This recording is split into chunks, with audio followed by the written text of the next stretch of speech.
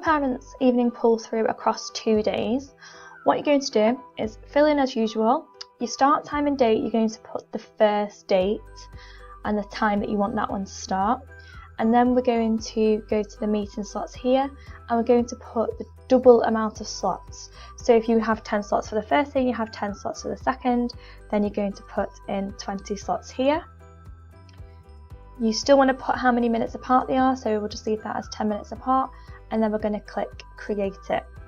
Now you'll see that it's pulled through all my slots here, and what we're going to do is we're going to use the breaks to make it pull through to the next day. So I want my breaks to start after the 5 o'clock here, so I'm going to click on add break. Now you can either use trial and error here, or you can work out exactly how long it is. Now I know that this is going to need 22 hours and 20 minutes.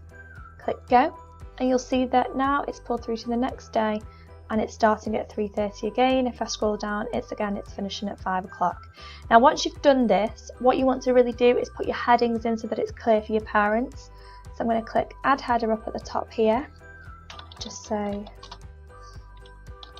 just put the title in, insert header, and then just do the same again here as well.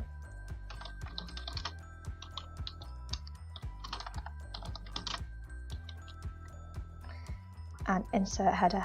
Now once you've done that, just do the same again, publish it to your parents, and they'll then have the option to just book any of these slots on either one of the days. Now the reason why we say to do it this way rather than set up 2 separate parents' evenings is it means that you're not going to have any issues with parents booking on both days. With this, it means that they can only book on the one day.